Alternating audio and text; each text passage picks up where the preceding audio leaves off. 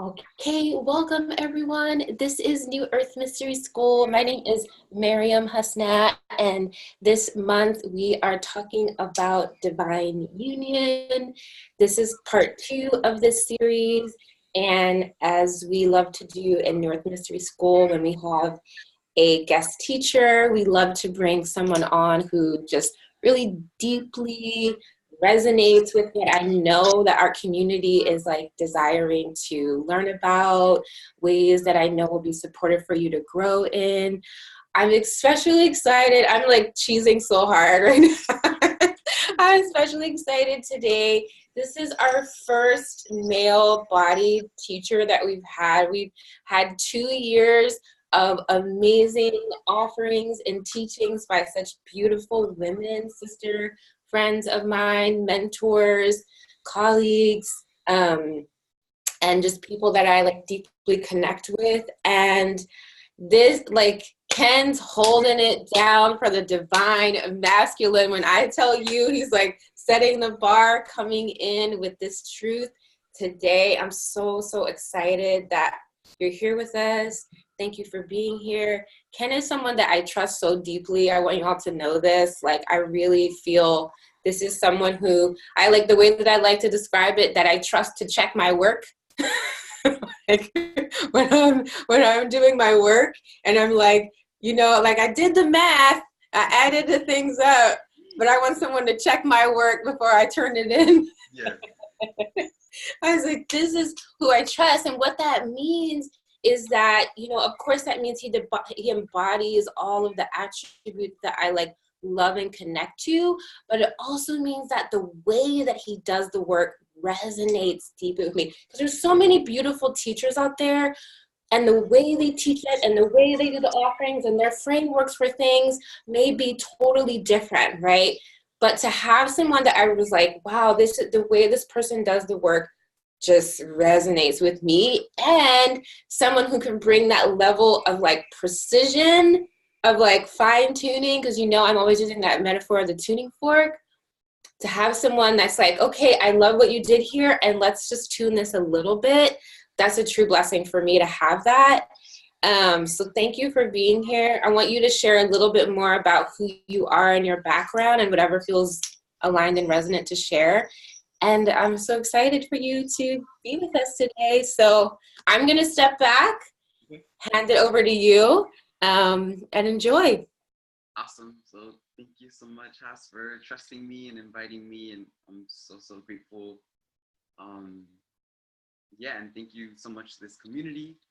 So a little bit about myself. So I'm in Tucson, Arizona. I have two cats, so you might see them like running around, and then my neighbors have kids, so you might hear them in the background sometimes as well. Um, but my background, so I'm indigenous, and my grandmother, from the time I was very young, starting at like 3 and 4 years old, had me. Somebody's saying that they can't see me but can hear me. So, hmm. I'm gonna text Haas to confirm.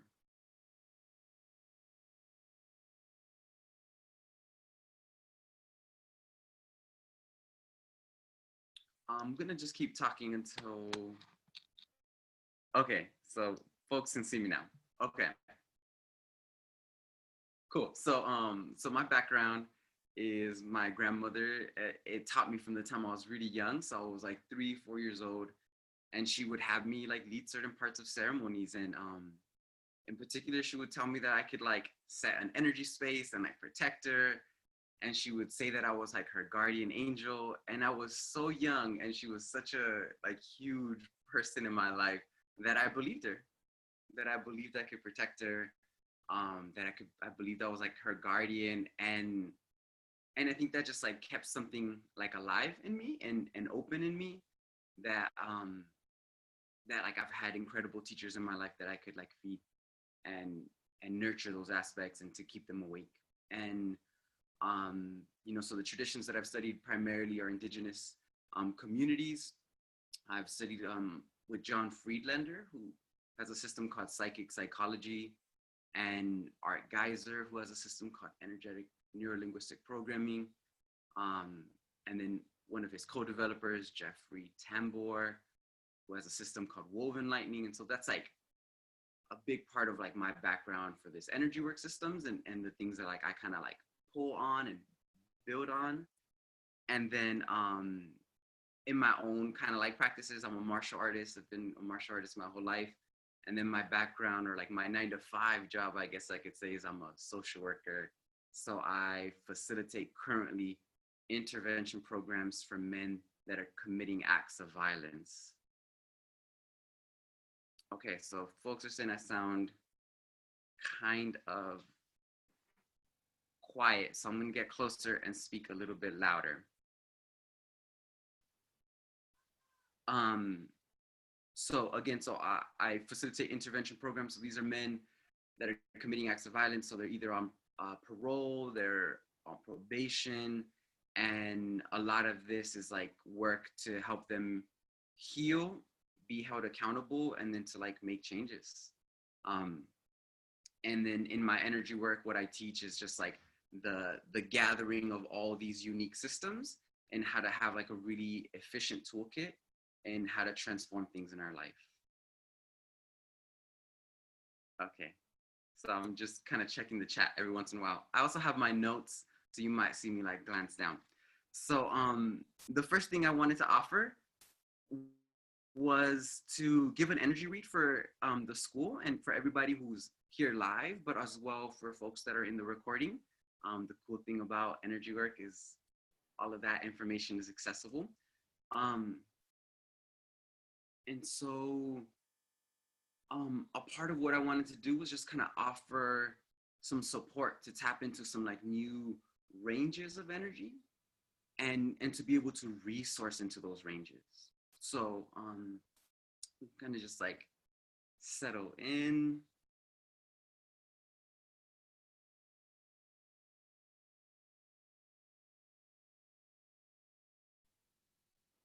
Good. And the first thing, we're gonna like really honor the group container that's like here. Again, even if you're listening to this as recording,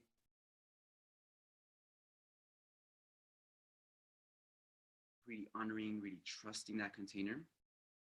Second, there's a bigger container for like the school. We're gonna like honor, tap into. Perfect. And next, we're just gonna like imagine like you could like tap into or like touch the edges of your aura.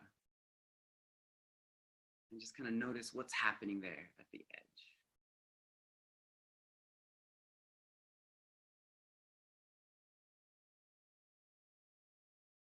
Are there like gaps? Are there little edges, like sharp?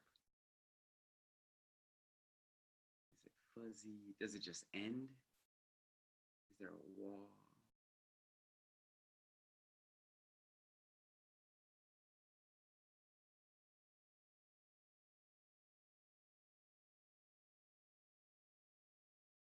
Cool. And one of the ways that I love doing energy work is to, instead of use like my own energy to transform, to call on some like bigger resources to transform. So let's imagine like from the center of the earth, we call on a grounding cord. And so we clear the grounding cord that we have. From the center of the earth, the cord comes up, touches the bottom of our energy field. Anything heavy, stuck, blocked gets to release.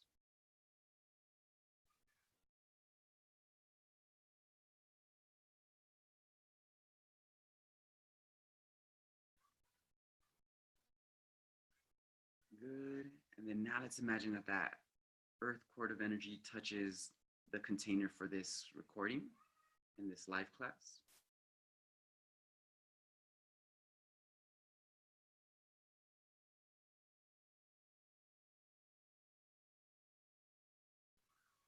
Good. Next, we're going to imagine that this earth cord of energy comes up and touches the container for the school. And as it touches the container for the school, giving it full permission to release things that are heavy, blocked, stuck.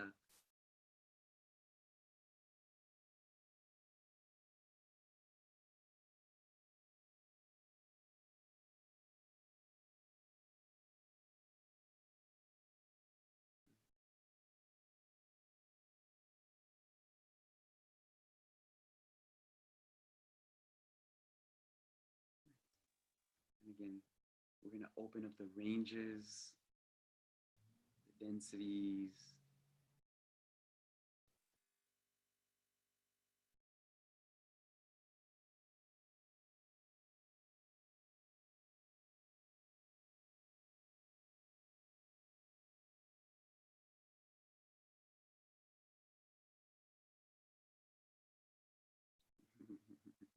Very cool. You guys are very fun to work with. um, there's some folks that just like increase your permission.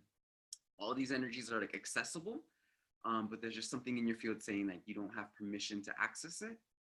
And so just kind of just say, yeah, I want to. When I think about energy work, for me, it's about like it's being relational. It's like having fun. It's like having a conversation that deepens. And second, it's about like choice.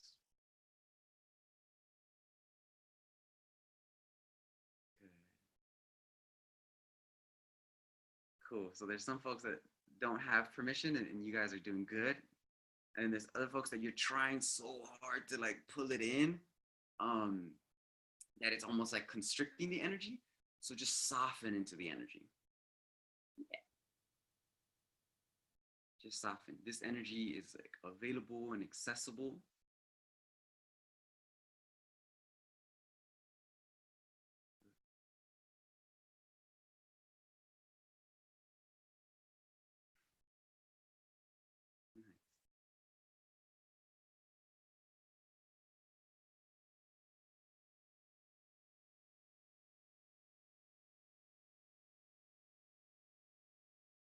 Cool. And then now we're gonna have, again, it's a dialogue, right? It's intimate, it's sweet. So let these energies now share with you what they can offer.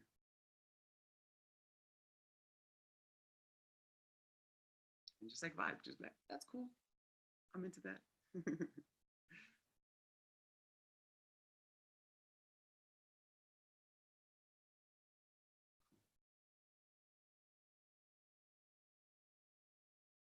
Very nice. And then the next thing, one of the things I really love to do is like now this energy obviously already knows who you are. The earth obviously already knows who you are. But there's still something that happens when we can like claim our space. So imagine as this energy that we've called on and we're like working with, like introduce yourself to this energy as best as you can. Tell it who you are, where you come from, where you're headed, your hopes, your dreams, your fears.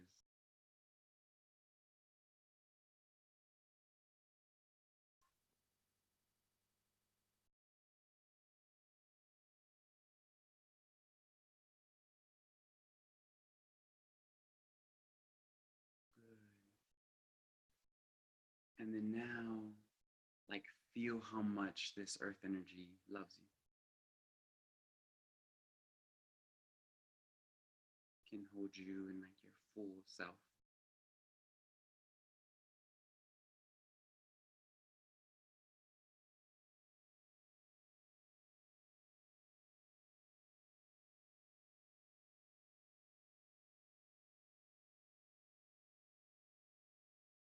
And now we're gonna kind of bring some energies to just support things clearing and releasing.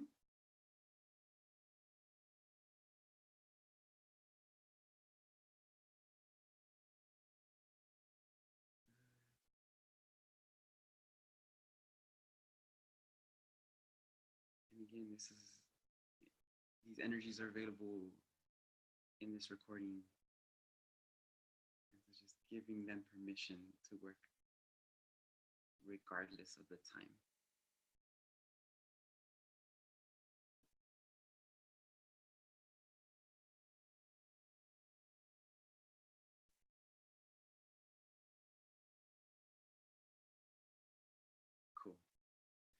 So we can kind of let those gently integrate. We'll bring some sparkles in. You can kind of like wiggle around. Um, we're just kind of supporting things into like folks like this, the sparkles. um, we can kind of just like allow that to be something that deepens. And so what I wanted to share was some of the frameworks that I use when I think about divine union. And the thing for me about frameworks is that they're not necessarily true, and they're not necessarily the only truth. I use frameworks, I make frameworks up, and they're just to provide like reference points, and they're to provide like places where I could like deepen my work, deepen my practice, grow in my awareness. So the frameworks I'm going to share with you are just to provide those, just a way to engage. Because when we think about a lot of the things of the subtle, it's like they're giant, they're gigantic, and it's we have to kind of be able to take them like little chunks at a time to be able to like even I would say relate to them in an honest way. So this is going to be a question for the group, and so the framework that we're using, I know that gender is not a binary, but we're going to imagine it was for a second, and then we're going to imagine that we had feminine energies over here and masculine energies on the whole other side. And I want us to all just tune in and see, like, right now in this moment, what amount of masculine energies am I running in my body, and what amount of feminine energies am I running? So right now in this moment, in an example, I'm running like 75 masculine, 25 feminine. So just kind of tune in and see where are you right now?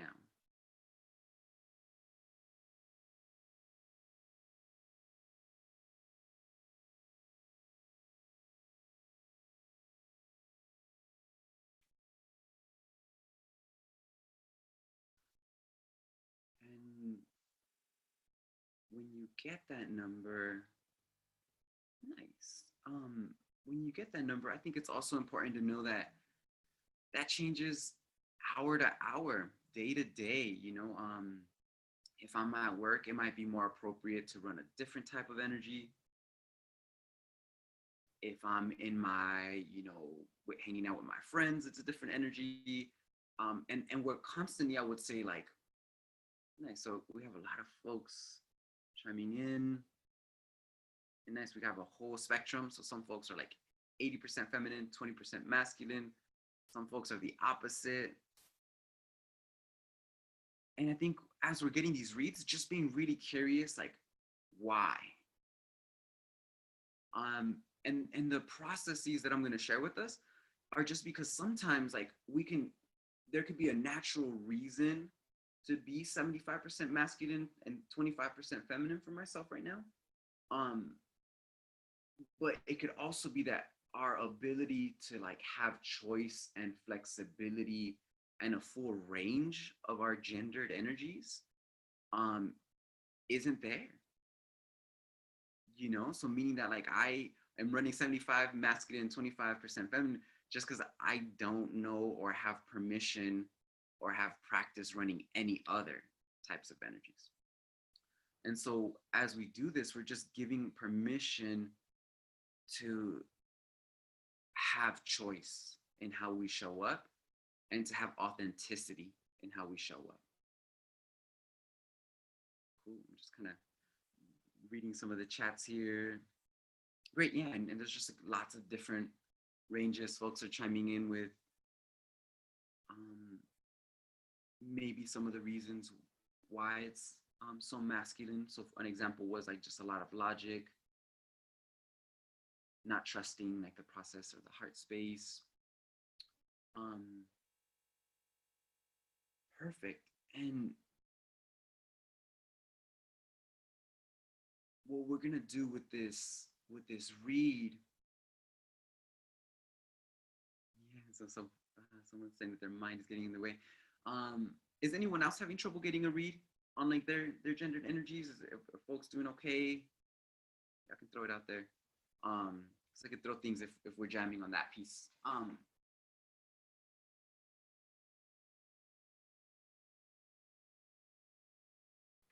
So what I like to do when I'm getting like an energy read is just like let the answer come. And typically you'll know if we're like you're kind of like trying too hard to get a read. Just like allow your body to answer. Sometimes it might be a good way.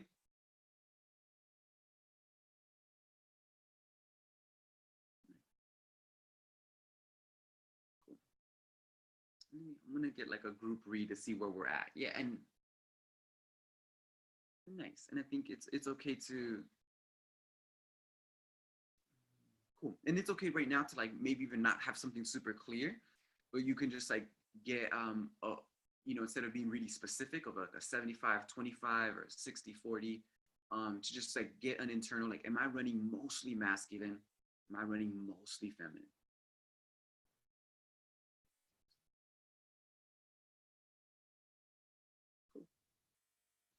Okay, and so what we're gonna do is we're just gonna start to soften some of the energies that I'm running. And a lot of this softening is because these energies have a function. So again, I'm not just running masculine randomly or running feminine randomly, right? Like I'm running these energies because there's something that is promised, or there's something that these energies are skillful to be able to do. So I'm gonna really like generalize, right? But if I'm working on a project, if I'm like trying to structure a system or a program that I'm working on, even if I'm working with, actually this varies, but if I'm working with a lot of these groups of men, sometimes I have groups that are as big as 50, and these are men newly placed on probation, so they're pretty pissed off. I'm gonna run a particular type of masculine energy. Oftentimes, so before this, I used to work at a shelter for children. If I'm running that same type of masculine, the kids are gonna be like terrified. They're not gonna want to hang out with me at all. So I might still run masculine, but I'm gonna like really soften it. And then there's times when I'm just at home, just like reading a book, and I just let my body choose. And typically it runs like a little more like 60-40. And again, the reference point is just something in me gets to soften. Something in me gets to like kind of be soothed. Gets to like, it's maybe like an internal like validation. And again, we're doing this just to like increase our choice as we relate to our gendered energies. But so we're gonna do the process. To do this, we're just gonna use our imagination, and we're gonna allow our inner wisdom to kind of jump into the mix. So again, you have your read. So I'm gonna start with like a 75-25, and I'm just gonna tune in with my body and just let it know that I care about where it would like to be. And just notice what's the gap between where my body would like to be right now and where it is.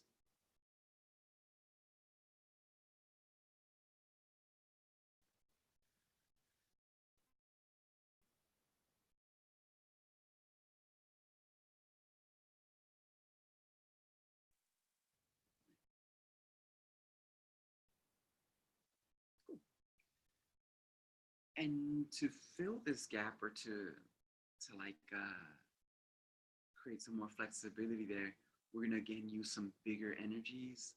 But we're also gonna just kind of use our imagination to clear some of these energies. So let's imagine like you have an energetic vacuum. And you put this energetic vacuum like 4 or 5 feet away from you. And this is gonna be for your own like kind of energy bubble, your aura. And just imagine like any messages that you received around what it means to be a woman, what it means to be a man.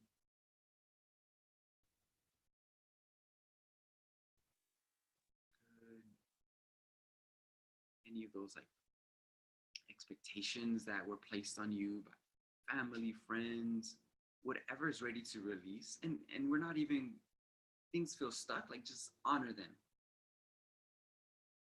It might mean that they need some extra attention, or they have some lessons for you that they're not going to give up on. So we're just going to put this little vacuum and just give permission for those energies that are ready to release into the little vacuum.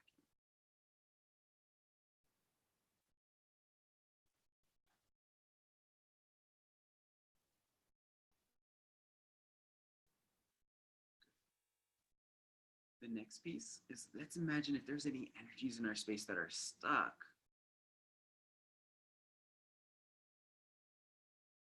or blocked or condensed. Let's imagine that we give them permission to expand. Just giving them permission to take up some space.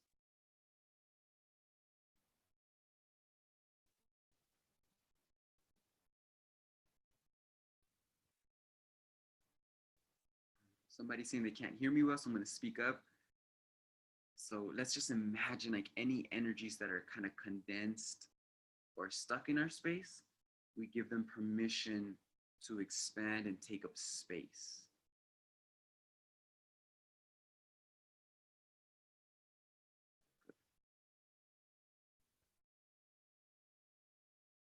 Perfect.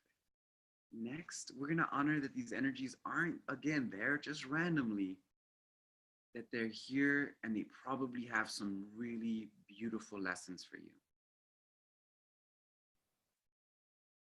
And just like let them know, like, I appreciate that. You're like, thanks. And give them permission to share those insights.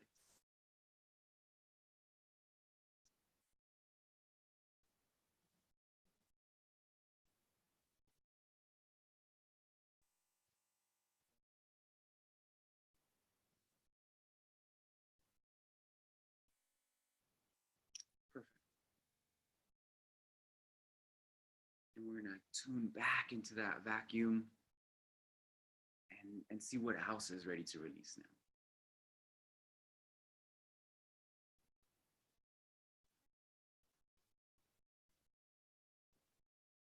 Perfect. We're gonna imagine that we clear the grounding cord that you have for your personal aura. And from the center of the earth, we call on a brand new grounding cord. And we're bringing this new grounding cord because we just changed some really core energies in our field. And so we want to kind of update our relationship to the earth. There you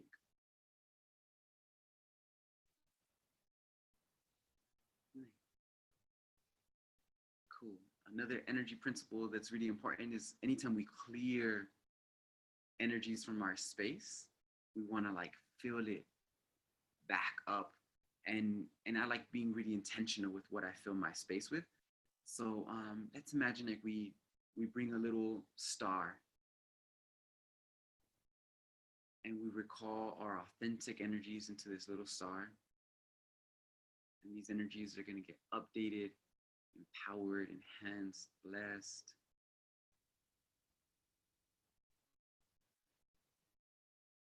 And then these energies are going to get beamed back into our space from the bottom of our feet to the top of our head.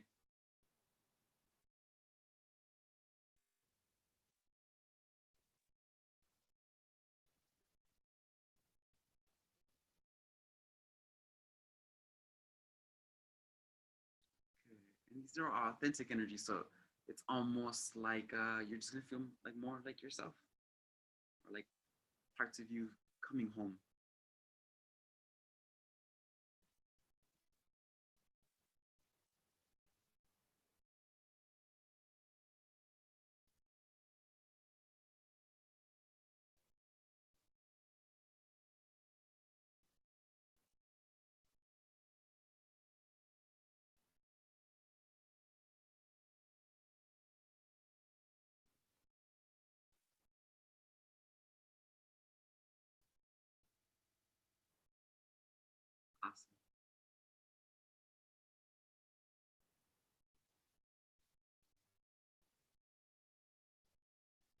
Okay, somebody said they just got lit. I'm curious if that's a specific term and a good thing, or or if that means like you feel like too much energy, because I can support either way. So please follow up. But everyone else, you can again bring some sparkles, help some things integrate gently and sweetly. And you guys can like put some things. Is everybody feeling good? It's also 100% okay for like things to get stuck, to have resistance come up. This is really big. These are super core.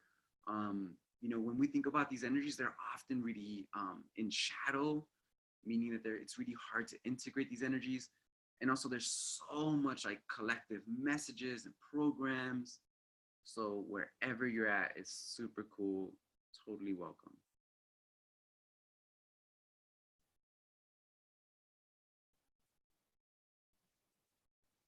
Totally. So lots of good things. Folks liking the exercise. Yeah, and a lot of things will move in our body when we're doing this type of energy work. Um, Sparkles and glitter, very important.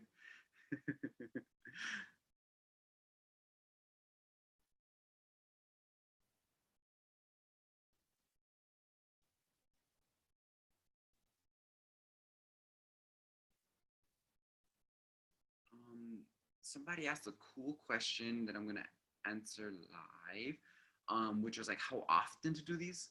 Um, I was telling Haas, it's like it's one of the examples I like to give. I think about energy work like meeting somebody that you know is like your best friend, but you guys just met. And so you're trying like to connect all the time, but you don't want to be weird. So you're like sending them memes and you're like, hey, what's up? What are you doing today? Um, and so I think about these energy work all the time. And what I do is I'm just relational. I just check in. I ask questions. Um, I'll be at work and I'm like, why am I running so little feminine, or why am I running so little masculine right now? And in the process of questioning, like I'm just getting really beautiful answers. And those answers for myself are the most important, in the sense that like it's just about gathering reference points. And the more reference points that we have, the more informed our choices are.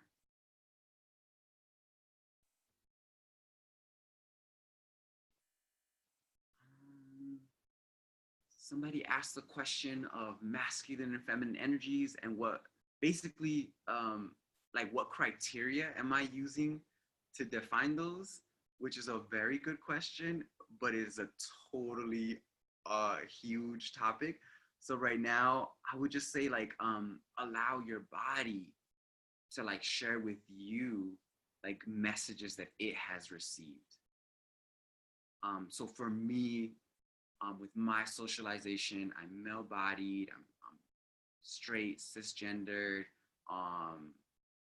and like my cultural background, etc. Right, like emotions were like feminine, um, and then I had to learn how to like honor my emotions first through like allowing my feminine energies to like naturally flow, and then being able to deepen um, my ability to like honor my emotions like in a masculine way as well. So I don't necessarily think like the criteria is very specific for how we define it. Um and I'll just throw out there, right? So we can imagine, like, is it just the things that I grew up believing are feminine and masculine, or is it like, more collective socialization pieces? So for right now, we won't super define it. We'll let our body define it. You guys can tell me if that makes sense, or if you guys are like, nah, that's too vague.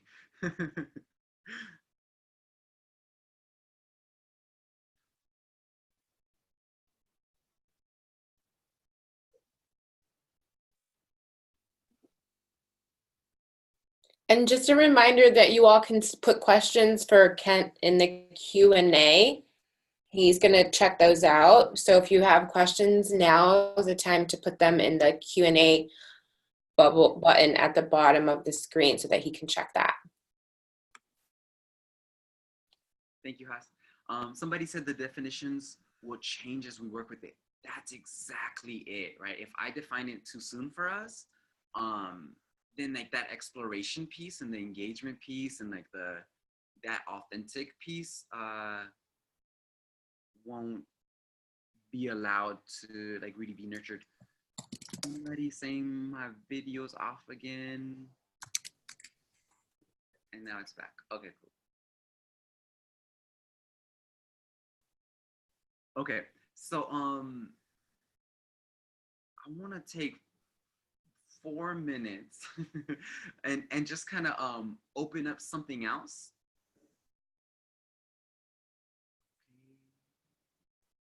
And somebody in the chat saying they can't hear me, but other folks can hear me. So that might be something.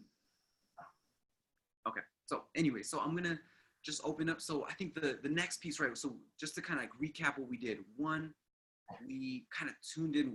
Where's my gendered energies at right now? What's the balance that I'm at? Why am I there? Second, can I open up the play, the flexibility, the choice that I have there? Again, that's to develop more skills, develop more resources. And then the next thing that I love to do then is like, can I connect with something that's not even, yeah, I'll say like, that's much more divine, you know? So can I connect with divine masculine, divine feminine?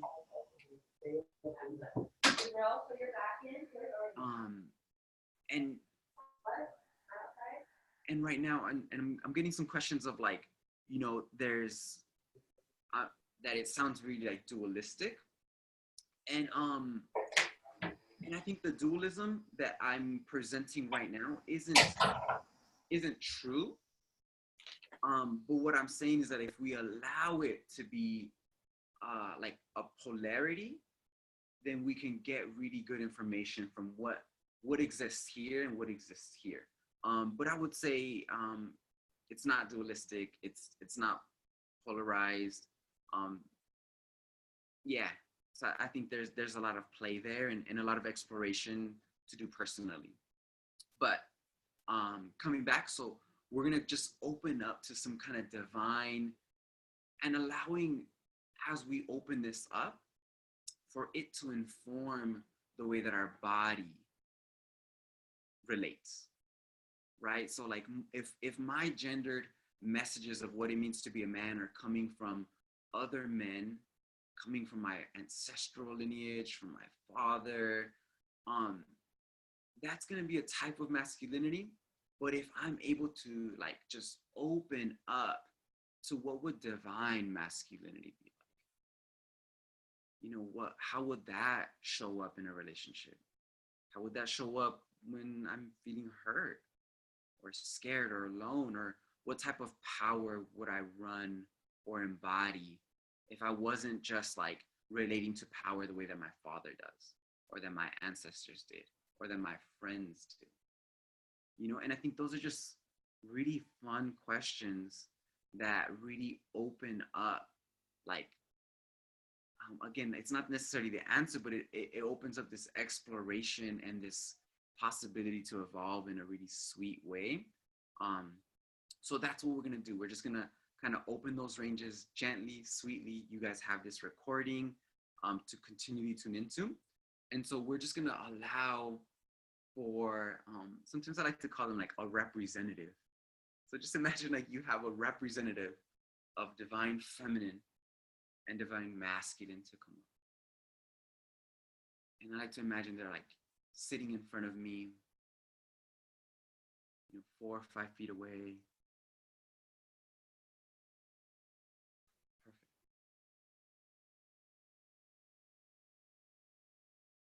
And then I want us to just kind of tune in and see like what's in the space between myself and this representative. there like energy cords? Are there hooks? Sometimes there can be like chains or blocks.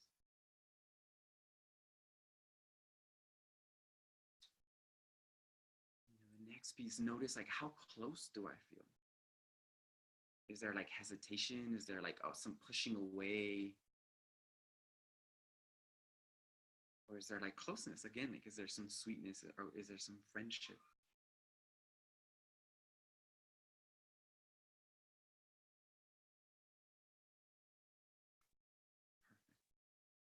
And again, you guys in this recording can continue to tune in, but what we're going to do first is we're going to call in that cord of energy from the earth again. And imagine it comes up from the center of the earth, touches your feet, and just resources you, supports you. We're going to honor exactly where we're at in this moment. If there is hesitation, we're going to honor that that hesitation is there because something really important and meaningful, like it's connected to something.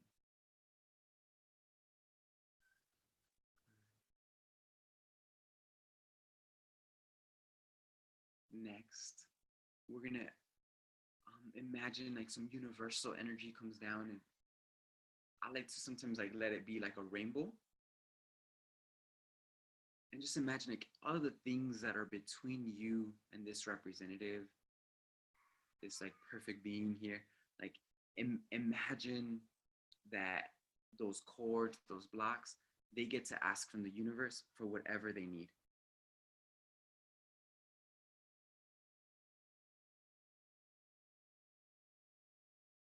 They get to be like taken care of, honored.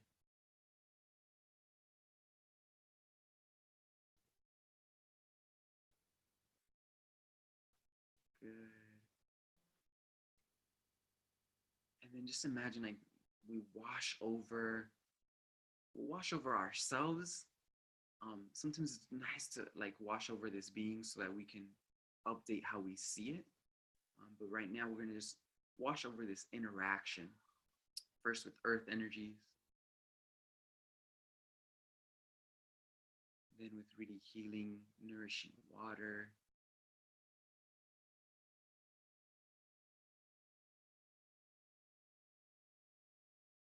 Then the element of fire.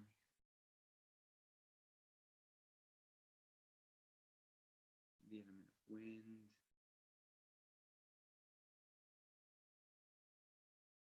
And let's just imagine like we give it now just permission to evolve. We ran those different frequencies of energy to like allow different types of transformation. And now let's just give permission for that transformation to take place.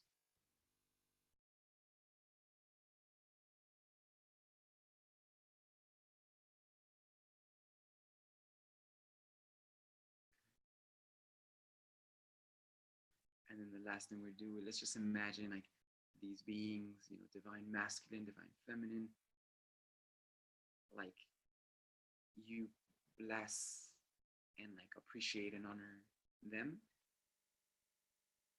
And then we give them permission to bless and honor and appreciate you.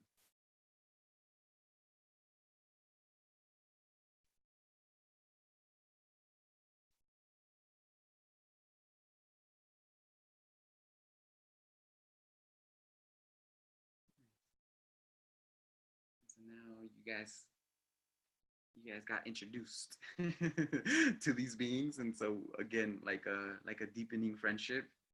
You guys can tune in. We're gonna bring some sparkles in to help this integrate sweetly and gently. We're gonna clear our grounding cords and bring up a brand new grounding cord. Again, we're evolving super core things, so our relationship with the earth. I like to update all the time. And the last thing is we're gonna imagine like we send out like a spiritual like email or text message, just letting everybody we know and everybody we'll meet that we just evolved.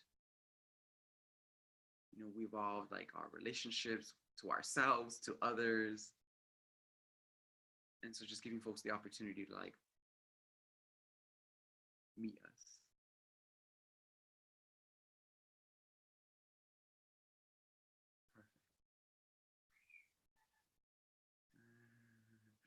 Perfect. So getting lots of good comments.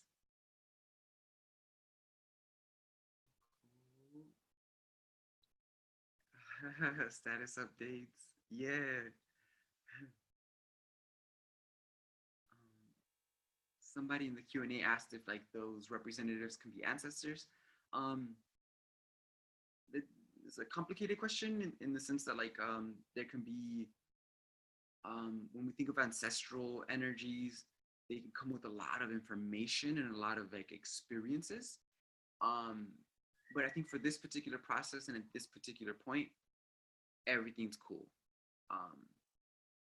If we get more definitions and more nuanced, I would say that's okay.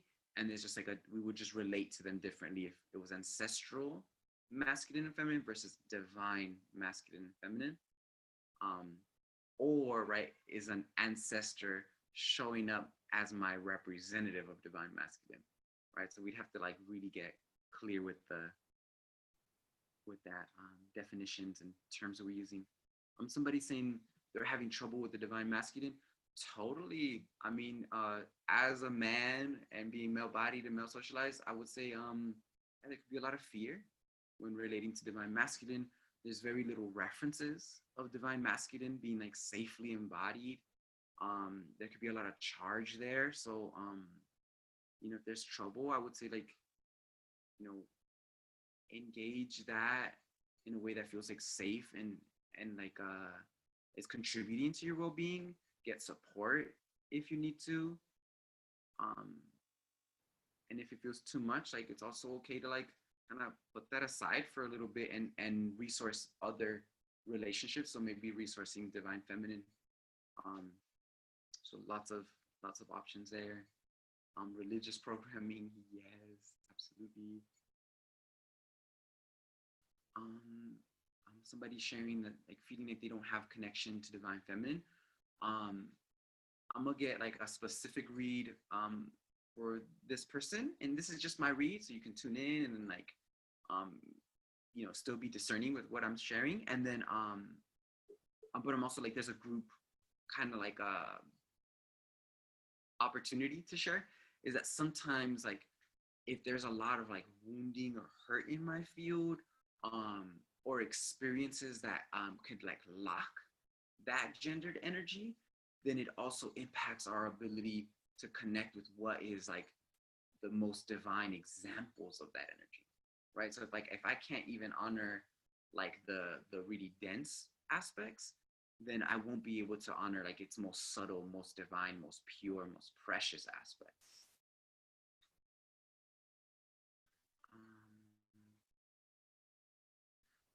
Somebody sharing like having trouble accepting the vulnerability of femininity. Absolutely. I would say with there, it's about creating safety, defining safety for ourselves, exploring that, like deepening that. And that's a practice, right? That's a journey.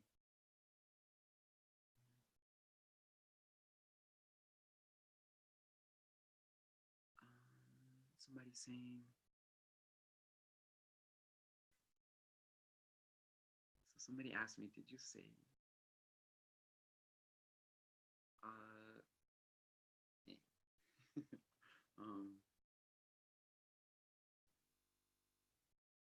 okay, if anybody else has more questions, y'all can throw them out there.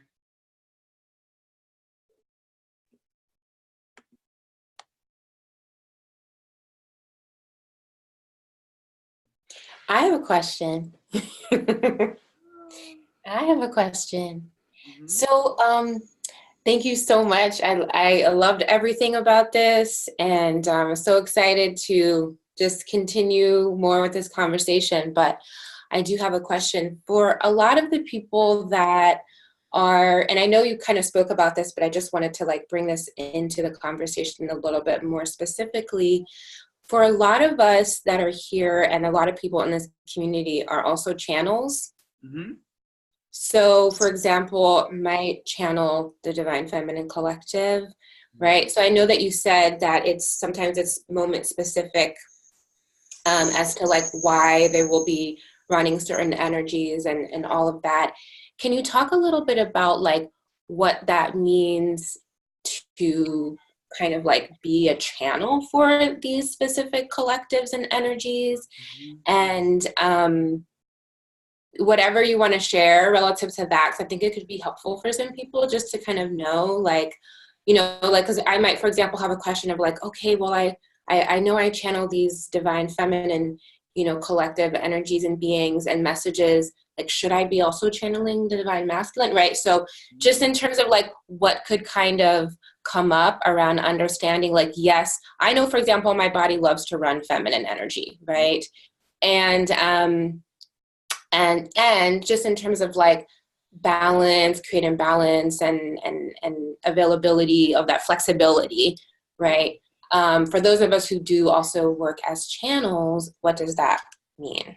This is a great question. Thank you.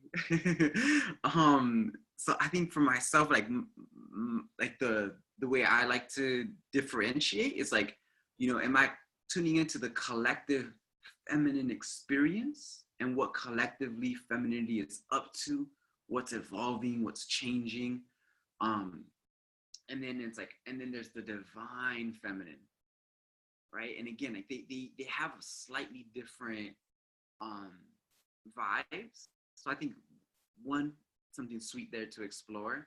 Um, but when we think about channeling, or like when I think about channeling, I should say, um, there's a difference between what energies am I tuning into and what energies am I embodying, right? Because like I might be relational with a certain energy and like tap in, ask good questions, contribute to what it's up to, like download that, like anchor it in different ways, but it might not be appropriate to run through my body.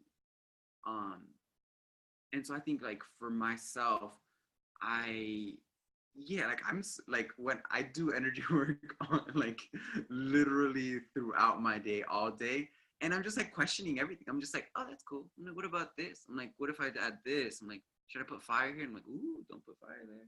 Right? Like I'm just constantly really curious and playful and explorative, and I think that's been such a gift because it's really easy to kind of like for myself to like and I'll speak of my journey, like to have a roadmap and to expect that like I just have to get from point A to point B, and it's this like huge ordeal, or I'm like just crushing myself against like the blocks, or I'm just like chasing the next like breakthrough.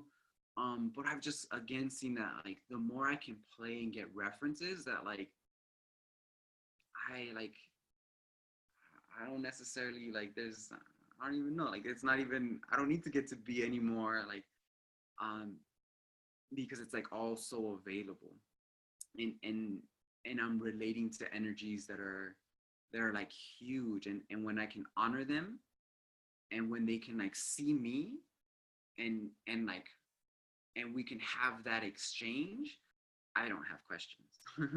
Like I'm just, yeah, I feel blessed and happy. um so that's what I would say. When I think about channeling as well, like um I think about like there's different types of channeling. So one, am I downloading what this being is offering? Am I downloading like this next level stuff? Or am I like, having this being that's running different types of energy? Am I having it like update my system? Am I having it like update my channels, update like my embodiment? Again, because when I think about the beings that we channel, is that there's often a function to like those energies, so they don't just exist out there. Or I mean, I don't know, maybe enough, but like I think about these beings and I'm just like, how do you contribute to humanity? How will you contribute to my life? And then how can I contribute to those things if I feel aligned with what they're up to? Yeah. I love it so much. So supportive. And yeah, just really a lot of exciting things. I mean, that was like jam packed. I don't know if you if you all felt that, if you all like, were able to like, feel that within yourselves, but that was jam packed. And I know because I've done energy work with Ken, and he like works pretty quickly to kind of like see where the next thing needs to be. So I'm going to put Ken in now as one of the attendees, and I'm going to share a little bit, and then we're going to bring Ken back on at the end, and we're going to, yeah, just like talk more about how you all can work with him further and some cool things that we have planned. And yeah, so I will see you at the end. Awesome. Thank you, Haas. Thank you, group. Okay, awesome. So you can all see why I was so excited to bring Ken on. I just was appreciating so much, like with this particular offering, just sometimes how much it's like, how it feels so supportive for me to just, instead of just being in a lot of theory and in my mind and like thinking about things, just to actually be in the energy work of it. So that really, like, I know for me that feels kind of supportive. A lot of times it can kind of be just like, in that space of like thinking about a lot of different ideas and concepts. And I know for me, like what I love is actually feeling that transformation and knowing that it's going to play out in my relationships and my life. So I hope you all really felt connected to that. And I have the sense that you did. I wanted to just do a really super quick review of what we talked about last class. Someone said I feel like a warm Cinnabon. I love that. I love when he brings the sparkles in. That's my favorite part. And again, just like in terms of like resonance, something for me that I've always like appreciated is when I realize like, oh, yes, I do want to do all this expansion. I do want to do all this growth. And I want it to integrate in a way that's like sweet and like easeful and like subtle, like really like thorough, but also like gentle. So I love when he was like, bring some sparkles in to make sure that it integrates like in a nice, like fun, easeful way. So again, just appreciating the way that you work, Ken, and thank you for being here with us and for tuning our whole school up to the next more up leveling.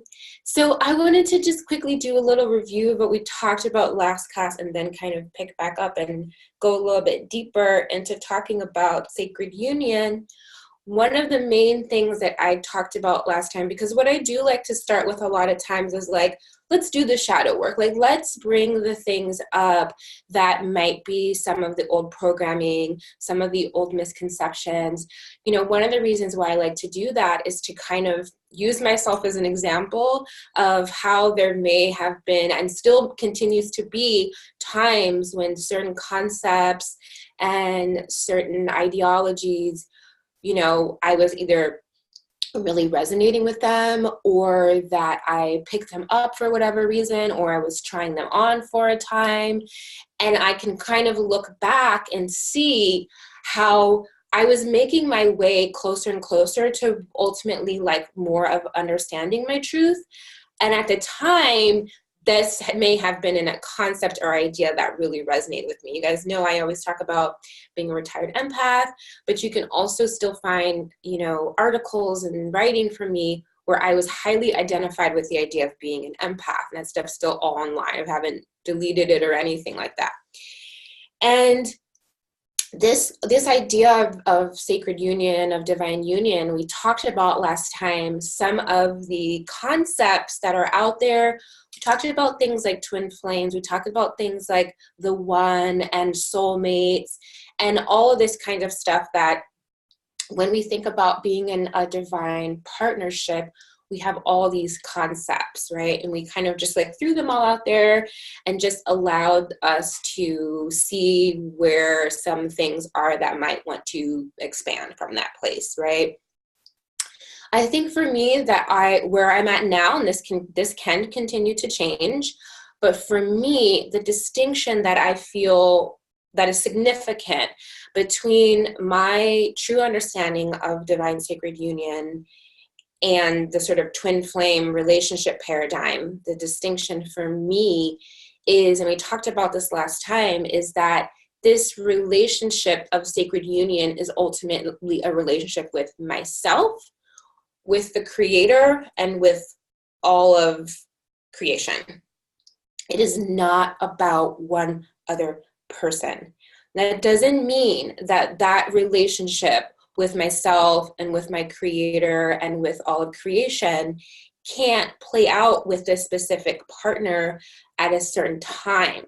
But the distinction is this like idealized twin flame picture where you find your twin flame and that's your other half, and you focus more on the relationship and on the other person than you do on a true sacred union, for me, is the distinction, right?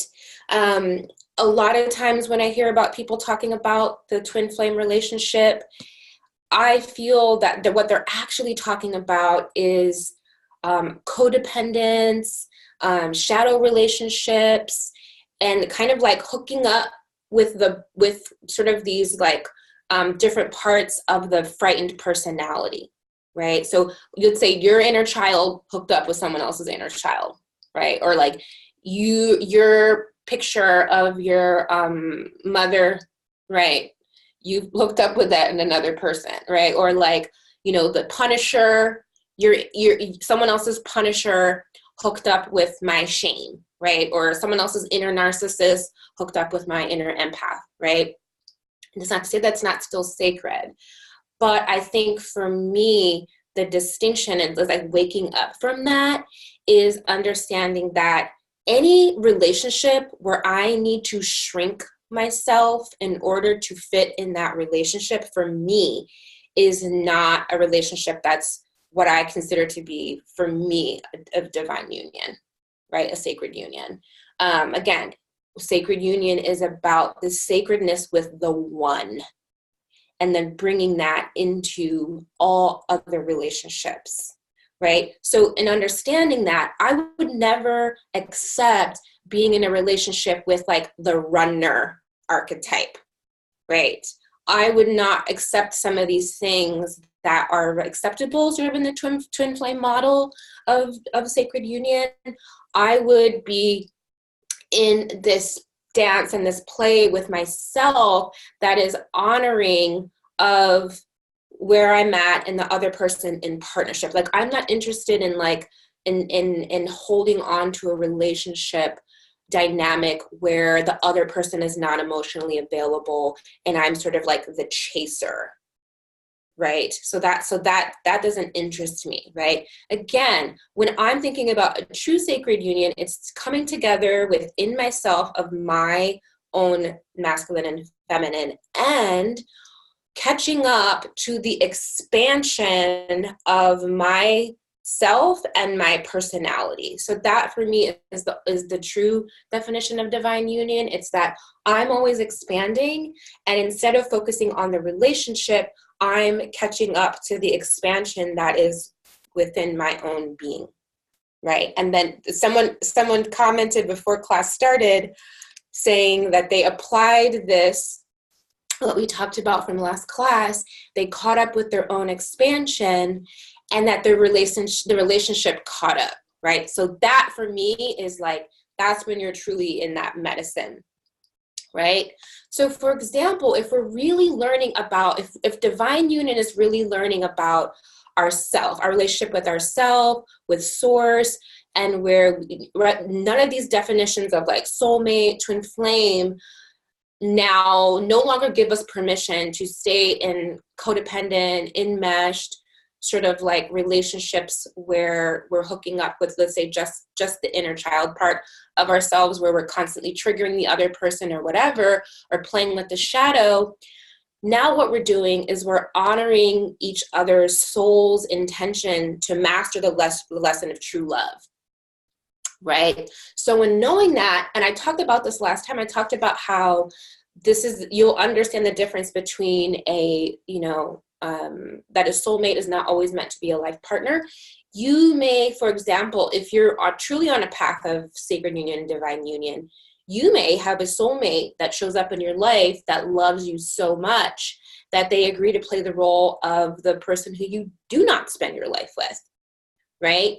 All to help you expand into that place of understanding what love truly is, and that it's a shared experience of freedom, right? So some of the things that we need to let go of, and you can check in and see if this resonates for you. You may still be learning from some of these things, so it's not necessarily about trying to like rush to the end, right? But just these are ideas that you can decide for you if they're still serving you. I know oftentimes I talk about my inner pettiness, my inner petty self. Like I still, like I play around with that term, but it's like there's still something for me that wants to learn from that part of me. I can also call it my inner 16-year-old. Right. I'm also not letting the inner 16-year-old lead the path, right? But when I think about how I make decisions, everyone's at the conference table. Higher self, my inner child, all these other, my guides, everyone's at the conference table. Everyone gets to be heard, right? My inner petty self gets to be heard as well, right?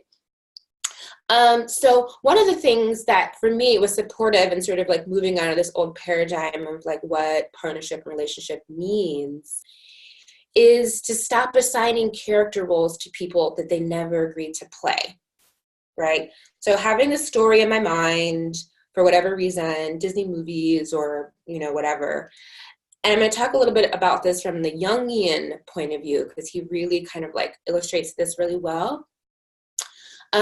Is that, we have this idea in our mind that wherever it came from, sometimes the model for this does come from the other gendered parent. So I might have a model of like, the type of man that I want to be with, that's from my father, right? Whether that's accurate or supportive or not, it's just sort of this thing that the psyche does. And then we assign sort of these character roles to people we're projecting onto someone because this person said the magic word or because they did a thing that we have decided like is the thing. They're the one, and then we assign them this character role that they never agreed to play. Right. So we have this story, this fantasy. And I talked a little bit last class about fantasy relationships. So it's really about recognizing like where we have created these fantasy relationships. And I always say the real relationship starts when we are really seeing the person for who and where they are, not through the lens of our projections of like if I could just get this one to do this thing, then they could be my twin flame. Right. The next piece is knowing your worth, and that's a big one, obviously. And this is a practice, and it's an ongoing. I've been getting nonstop tests relative to this initiation around knowing my worth all week. And you all would be really proud of me because I didn't shrink at all, and I was really clear in my boundaries. And I was sharing with Ken before we got on with you all that I've come to this exact point many, many times before, and I've always kind of shrunk. That's what I've always done. I've always kind of been like, I've always kind of like walked away, right? And now I'm like, oh my gosh, this is just repeating the same lesson, the same test. And I was sending a lot of love to the parts of me that every single time this came up before, I did the pattern thing, which is to shrink, right? To make everyone else more comfortable and to suppress my own needs and to overly attune to everyone else in order to be a good person, overly attune to everyone else's needs and make everyone else's needs my needs, and to self-sacrifice, right? Like that's kind of like my whole lesson of this lifetime, right? The next one, and the reason I'll say for me that I think that this is such a big thing, there's probably many reasons, but the one that wants to be shared right now is I think that there's this misunderstanding around the ego. And I feel that oftentimes the one particular game or play or dance that the ego does is that it makes you think you're better, right? We're very, very familiar with that one. And it's the one we like kind of spend the most time like not trying to be. But the other way that the ego sort of like plays with you is that it also invites you to be less than you are. This is the one we don't talk about as much because we don't even always have a good model of what just healthy self-worth is, healthy self-esteem, because we're so concerned with not being this like egomaniac that's like, you know, like the narcissistic type of ego kind of like model, that we don't catch the other one, that it's always telling you to be less and to put everyone above you and to like not value yourself. And because if you do, you know, if you know your worth, that's ego. Or if you stick up for yourself, that's ego, and all of that. So that caught me for a really long time. And I realized at some point that having boundaries is, and I was put into the, and as I've always said, when you ignore your lessons, they come stronger. But when you are actively working on them, they still come, but they become more subtle and more nuanced. And that's because as we're integrating and expanding these lessons, it is not a linear thing. It's not like, you know, you move through a lesson, you master it, and that's done. It's more like a spiral, right? It's more like, or sometimes people describe it as like the infinity symbol, right? Of where you kind of keep coming back to this point, but you kind of spend some time on the extreme on the one end, and then the extreme on the other end, and then you sort of integrate back in the center into that 0 point where you're accessing more, as Ken would say, just that like accessibility, that flexibility of like, right, I kind of spent some time on this end, I kind of spent some time on that end, and I'm able to like move through and bring more of that energy in a more authentic way into a balanced experience, right? So that's the thing. And me, I spend a lot of time working on like, what does confidence look like for me? Because again, a lot of models of what you see around confidence looks a lot like something that I would consider to just be cocky, right? So one of my mantras is don't humble yourself to the point of humiliation. Right. And this is something that's been helpful for me for like kind of attuning, is like, you know, not humiliating myself to making myself so shrinked and small to be seen as a good person or a humble person, where I'm humiliating myself, right? I'm allowing myself to be walked over. That ain't it. Okay. So at some point I recognize that being in that sort of healthy divine union with my inner masculine and feminine, it's just about integrity.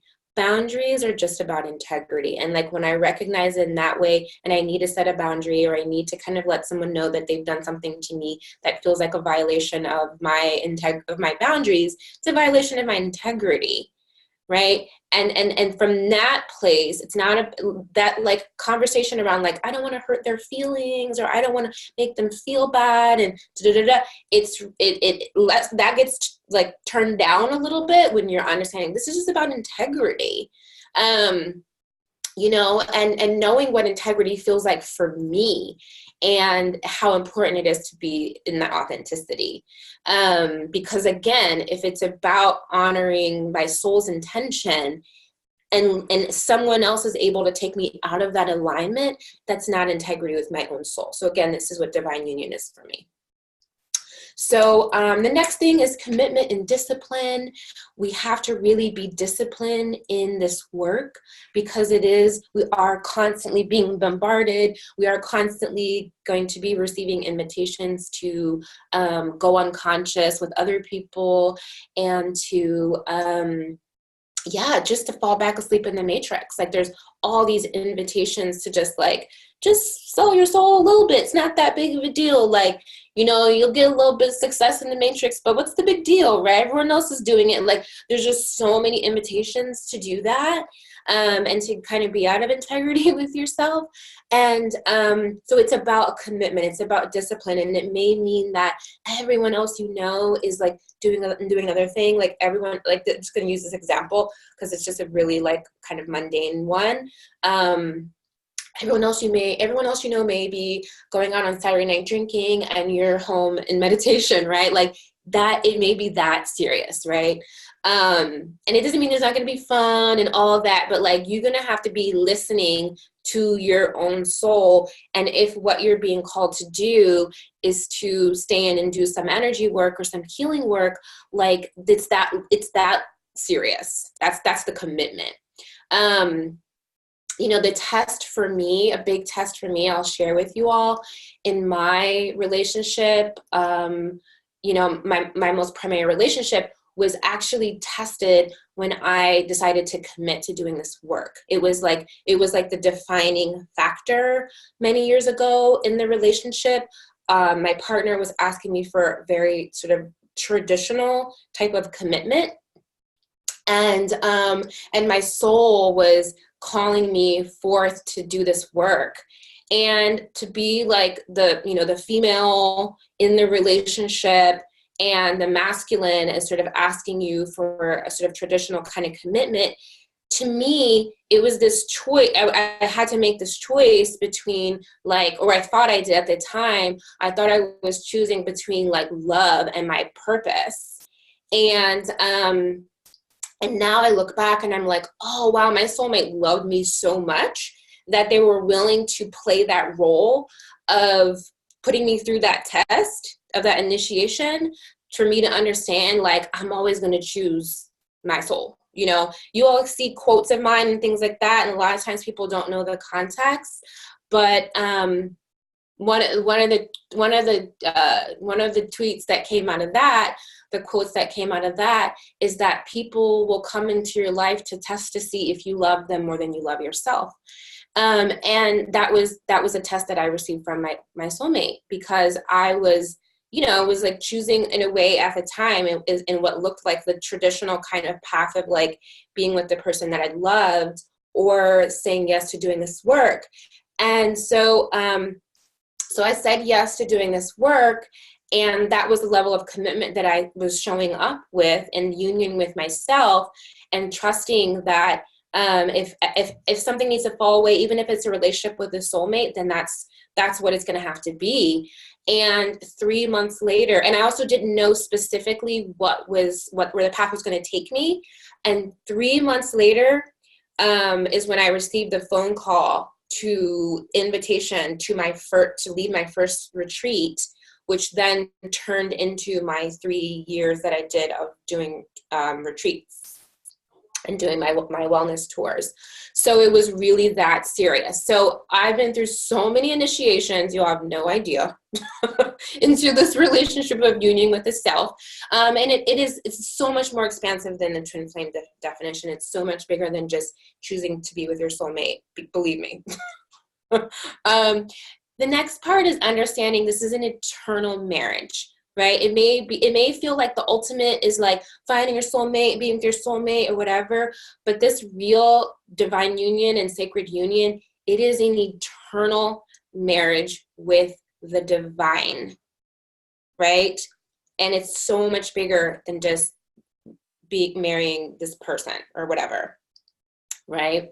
And then also, obviously, some other kind of bits and pieces is letting go of this infatuation with spiritual concepts and that eventually become dogmas. Eventually, we have to sort of let go of these mental theories and these infatuation with these concepts and actually go into the exam to see what aspects of this mystical path and of our divinity that we've truly, truly integrated. Right. And again, I hear so many people talking about like, oh, the twin flame relationship is so rare. It's so this, it's so that, there's this specialness factor that, people have with it.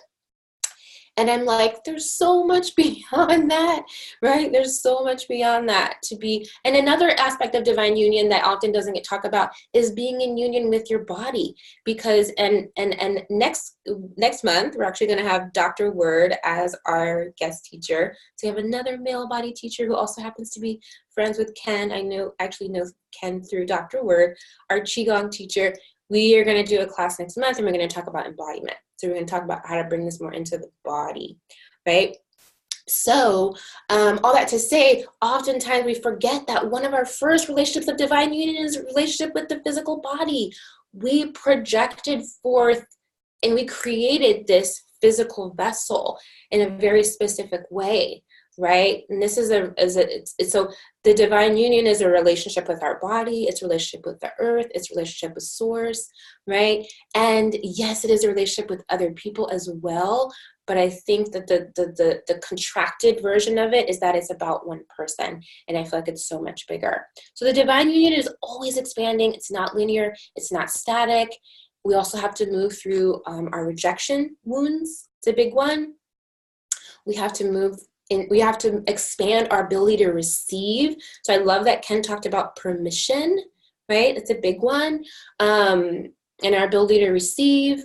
We have to understand that these relationships that we're going through, whether they're with soulmates or twin flames or however we call them, they are initiations into love, into being love, right?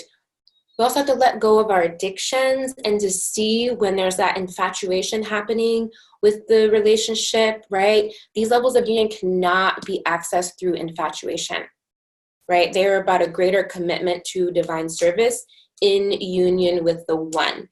These infatuations bring about very quick feelings of like love at first sight or like immediate sexual attraction, right? They only scrape the surface. They're just a superficial layer, right? And we will be tested. We will absolutely be tested, right? Another big part of moving through the addictions and the rejection and the ability to receive and the sort of roles that we assign to people that aren't really real, is the betrayal of self, the ultimate betrayal of self, where we betray ourselves, where we ignore the information that we're receiving from our body and our intuitive guidance because we're so caught in fear around like, I gotta find the one, I gotta find my person. And as I was tuning into the group last night, and I was like, what's one of the things that is like alive and active for the group? I was feeling into this feeling of like fear around being alone. And I remember when I had this so strong, I remember when I was when that was a big pulsing reality for me right now. And that's someone saying me now, and I'm like reading that and also trying to talk.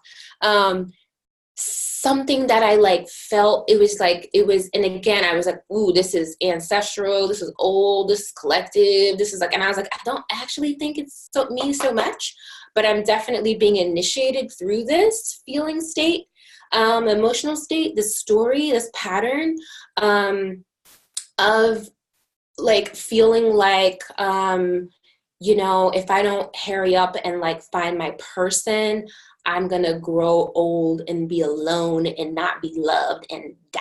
Like I realized that like a lot of my fears, if I would take them all the way to the end, I would be like, and die, right? Like think about when you think about like someone not liking you and you're like, okay, so what's the fear? You're like, this person's gonna like me, and then they're gonna tell everyone else that I suck, and everyone's gonna believe them, and then like I'm gonna have no friends, and then I'm not gonna be able to like function in the world, and then I'm gonna die. You know what I'm saying? So it's like one of my favorite things that I recognize is like when I let go of actually my fear of death, all those other little strands, those tentacles, right, that are a little attached, holding on to that. I'm happy you guys are finding that funny. You go through all those ego deaths. I had a near-death experience, so I was like, well, I didn't already died. I death don't even death isn't even going to stop this path, right?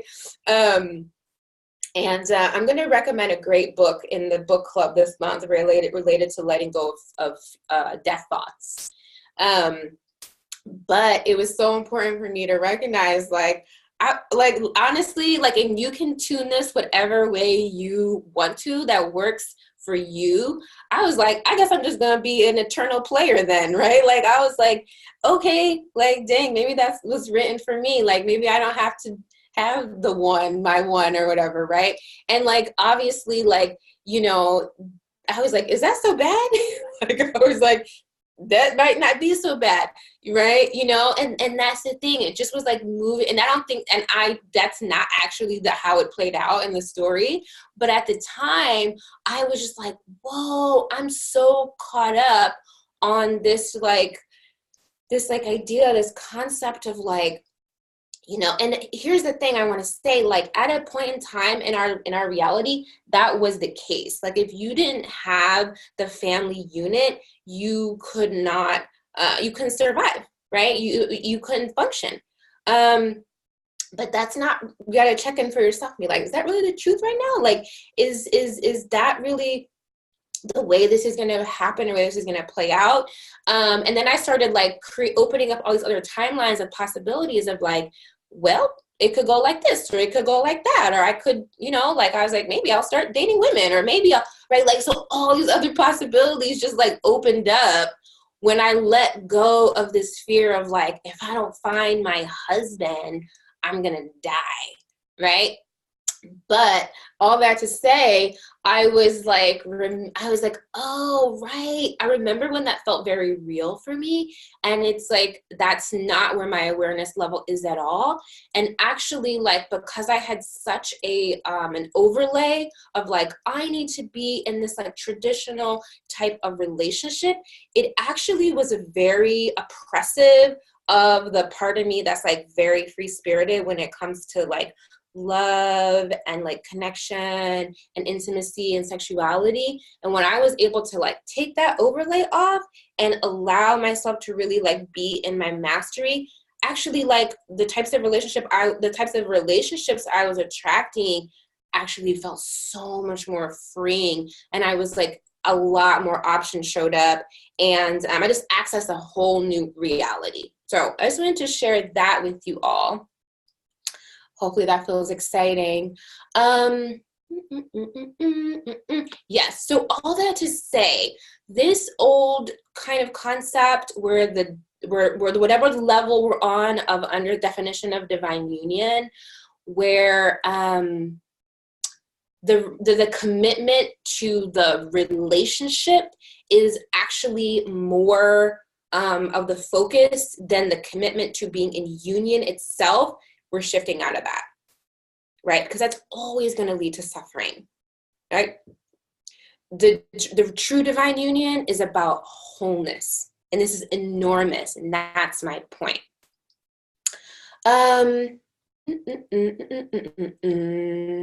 Yes, and I also want to say that divine union, I feel like, is the source of all life, is the source of all of creation. This is why I say it's so huge. And I wanted to show you all a couple of things, a couple of different reference points. I haven't done a screen share on class in so super duper long, but I want to show you all a couple of cool things. Let me remember how to do a screen share. Okay, let's see, because it's actually pretty easy, but every single time I'm like, how do you do it? I love that the chat is like, I done already died. Okay, share, exactly, it's right there. Okay, cool. Okay, can you all see this? Oh, share, okay. Okay, so the first thing I want to show you all, let me know if you guys can see this. Just look at the chat real quick. Can you all give me a heads up? Yeah, okay, cool. So I'm gonna show you all a couple of images, because like when I think about things being sort of like more archetypal or sort of more like universal in nature, I think about the fact that they're in the collective unconscious, which means they're going to show up throughout many different cultures, throughout time, throughout different schools of thought, throughout different mystery schools, throughout different systems of sort of like defining these like archetypal energies, right? So I was like, ooh, let's take a look. And I always were familiar with some, obviously like the yin and yang. So let's see where's the, I don't have them in any kind of order. Okay, so we'll just start with this one. These are alchemical symbols, they're alchemy symbols. So there's fire and air, which are the masculine, there's water and earth, which are the feminine. And when you put them together, you see this balance. And it is the Star of David. Where is it? Ah, there it is. So this is a combination. This symbol is a combination of the masculine and the feminine. So this is a sacred alchemical union. So you guys know this is an ancient symbol. This symbol is often associated with Judaism, but it's actually much, much more ancient and just an older symbol that we find. Another one, this is also, you see this here, the image of the divine male and divine female conjoined as one being represents non-duality. This is the alchemical symbol of the union of male and female. The logos, the soul, deconstructs into male and female on the physical plane. The six-pointed star represents reconstruction of male and female into androgyny. Right, so that's another example. So, okay, this is the yin and yang symbol. So we see this representing the feminine, yin as the dark, right, and yang as the white, but they each contain an aspect of each other within, and then the whole, right? This is another just symbol. So these are symbols that you all can work with if you all ever want to sort of like, because this is the thing, is the subconscious works in symbolism. So these are the kinds of things that if you want to invite more of that sort of balanced relationship, or just that more that flexibility, as Ken was talking about, with being able to access those different parts of you when they're relevant, you know, this is a symbol that you can use, right? So that also, this is known to be symbolic of joining the masculine and feminine. That's why people all the time doing this in prayer hands. The Vesica Pisces is another symbol. I just realized that I didn't show the Metatron's cube symbol, but I can show you all here because I have it. This is also another symbol that means many things, but like one of the things that it also does absolutely speak to is the balance of the masculine and feminine, because it's circles and lines. And it also includes all of the Platonic solids within it, right, in order to form this symbol. Now, obviously, it's flat here, so it's you're not seeing all the dimensions of it, but actually, when you see it in its sort of dimensional way, it contains all of the Platonic solids in it. So this is just another sacred geometry symbol. And I wanted to play this video for you all. Oops. So we're going to talk a little bit now about, I know we're running out of time, so I'm going to try to like bloop through it quickly so I have time for questions. But I wanted to give this as a frame to see if it's helpful. Carl Jung is just one of my favorite thinkers and teachers, and had a huge impact on my work. He's sort of the frame that I use for doing shadow work. So within that is this concept within Jungian psychology of the animus and the anima. So we're going to, I just want to double check in to make sure you guys can see and hear everything. Okay, cool. I'm going to play this little video, and then we're going to come back. I'm going to talk about it a little bit more. Hopefully there'll be some little light bulbs going off with you in terms of like what's happening within the human condition relative to these archetypal energies. So here we go. Woman, there was a masculine aspect within her psyche, the archetype of the animus, and for every man, a feminine counterpart, the anima. The anima is an archetype archetypal form expressing the fact that a man has a minority of feminine or female genes, yeah. And that is something that doesn't disappear in him. That is constantly present. And it works as a female in a man. The same is the case with the animus. That is a masculine image in a woman's mind, which is not sometimes quite conscious, sometimes it is not conscious, but it is called into life the moment that woman meets a man who says the right things. And then because he said it is all true, and he is the fellow. No matter what he is. Yeah. And the whole point is that the female ego has to be in charge of the animus. Now, that's not a generally accepted idea, because the old hangover of you lean on men and men will somehow make your life interesting or something, and you just lose all your own ideas or innovations or creativity. And I think a lot of women are scared out of being who they are and doing whatever is important to them still. The animus to me is one of the most significant concepts that has arisen in Jungian psychology. It speaks of the function that connects a woman with her deepest self and personhood, her creativity, the unformed that's forming as she ages, her work, her word, her ideas, herself, her person.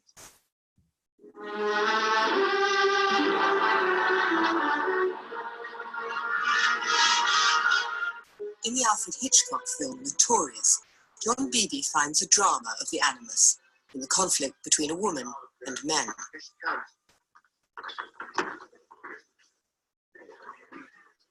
Miss Huberman. Hold it, Miss Huberman, would you please? We'd like a statement from you, Miss Huberman, about your father. For instance, do you think your father got what he deserved? Could we say that you're pleased your father is going to pay the penalty for being a German worker? Now notice the way the woman is badgered by a series of men. All the people holding cameras are men, and all the people who speak to her are men. And so you immediately get the image of a woman in a vulnerable position, badgered by a group or a series of men. Now there's the perfect image of what Jung means by the animus. The way the animus attacks the woman, and the way it's often symbolized by a multiple figure or a crowd, and the way it moves in on the woman and judges her. The cameras are all in the lower left hand of the screen. And then gradually we realize that in the lower left hand, there is now one man whose viewpoint we have. And he's a dark, kind of unknown figure. She's half attracted to him, half suspicious of him, wonders, is he a policeman? This is the experience of so many women of constantly being under an attack. Do I look okay? Is my reputation okay?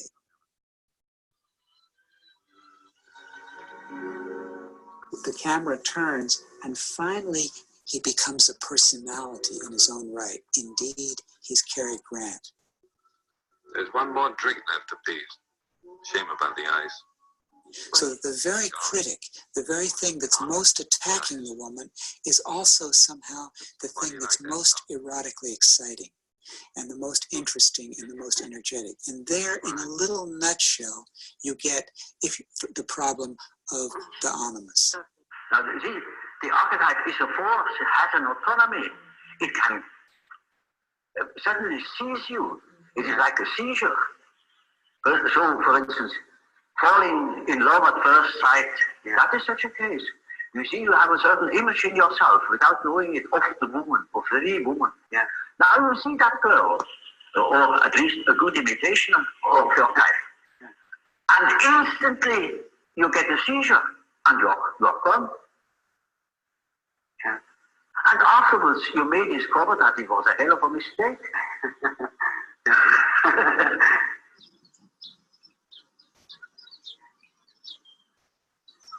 The concepts of animus and anima emerged as Jung observed the lives and psychological realities of his patients, and they help in understanding both the pain and the delights of human relationship. Robert Johnson. Man insists upon making some outer figure, generally a flesh and blood woman, bear his anima for him. That is, he mediates the outer world by way of his anima instead of using her inside where she belongs. This produces more suffering and more upset and more pain than any other single thing that I know about. Oh, you see, a man is quite capable, he's intelligent enough to see that woman of his choice, as one says. Not no choice, he has been captured. You know, he sees that she's no good at all, that she's a hell of a business. And he tells me so. And he says, for God's sake, doctor, help me to get rid of that woman. He can't. It's going to stop playing eventually. Sorry, you guys, I lost it on the screen. And that is the archetype. That is the so-called archetype of the anima. This contribution of Jung's animus and anima theory is not only of immense use in understanding relationship difficulties and joys and richnesses of relationships, it's actually something, as with all the best ideas, that... Okay, so there we go. It was almost over. Someone says it's getting heated. It was like one more minute anyway. So I wanted to share that framing for you all. I thought it would kind of be a little bit helpful to sort of see where we create these relationships in the psyche, right, with this externalized idea of the inner parts of ourselves that are we're not orienting towards, right? So it's like the women take on a feminine role and persona, and the men take on a masculine role and persona, and then the psyche compensates by being on this eternal search for the one that's going to complete you. Meanwhile, it has all to do with the fact that you're really this androgynous entity, right? But you're not connecting to that other part of yourself. And that's what neurosis is in the Jungian sense, right? It's a manifestation of the displaced parts of our soul. Now, when we're talking about the anima and the animus, we're talking about relationship, our ability to relate as a whole human being to the world, to other people, right? Heart and mind.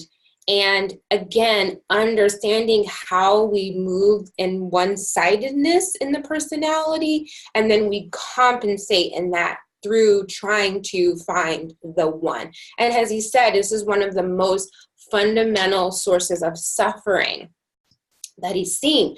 The other thing I'll add to that, and you can take this, leave it, compost it, whatever, is that I think that the old controllers, right, on Earth, however you perceive that, right, the old control system knows the power of the divine blueprint, right, and has sought to kind of create this imbalance, right, and this is wildly evident throughout societies, this imbalance, right, where certain beings are silenced, wounded, misunderstood, disrespected, and put at odds with one another. So there's an agenda there, right? Now again, the animation or the spirit, the anima and the animus come from this idea of animation of the spirit. It plays a significant role in determining everything, how we feel, how we think about ourselves and lives, our innermost chambers of our heart, right? And it's not just about what we say, but it's about the spirit that we bring to the world. It's about the energy that we're bringing, right? So I always, people are always like, oh, you're so feminine, you're so feminine. And a lot of times what they're looking at is the outside. They're not actually tuning into the energy, right? So the idea of like me running a lot of masculine energy for people is they're like, oh, I don't see that, because they're looking at this like outer representation. They're like, it looks like a certain thing, right? So like, and I always get heat online when I talk about this kind of stuff, but I say, why is it that when we talk about someone being a goddess, it's always about someone wearing a flowy dress? Why do we think it's an aesthetic? It's not about an outer thing. It's about the spirit that we're bringing from within ourselves to others and how we interact, right? And again, the archetype of the anima and the animus is the bridge between the personal unconscious, right, and the greater collective unconscious. So Jung was someone who was big in sort of discovering that these sort of archetypal energies existed throughout many different traditions that were not in communication with each other, right?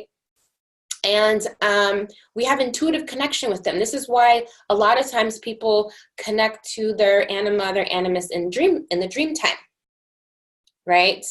And so yes, these are archetypes. They transcend the personal psyche, and because of that, we can connect through these sort of archetypal transpersonal components. So we can have these archetypes of the mother, the father, or king or queen, and this gives us the capacity to bring this forth, right? So to birth this into our own relationship. I, for example, did a divine marriage within my own masculine and feminine ceremony. That's something that I decided to do.